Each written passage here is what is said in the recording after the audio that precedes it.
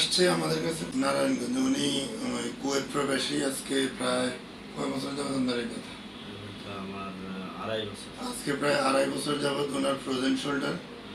এর আগে উনি অনেক ডাক্তার দেখাইছে, যারা কিছুই হয়নি। আজকে আমরা দুইটা সেশন আপনার কাছে কেমন লাগতেছে? নাম মোহাম্মদ কবির হোসেন।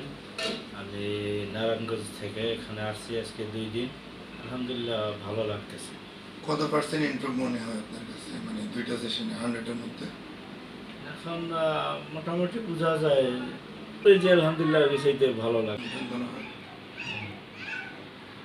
আমরা আশা করতেছি ওনার প্রায় 70% ইমপ্রুভ হয়ে গেছে। ইনশাল্লাহ ওনার আর 2টা বা 3টা ট্রিটমেন্ট নিলেই উনি পুরোপুরি ফিট।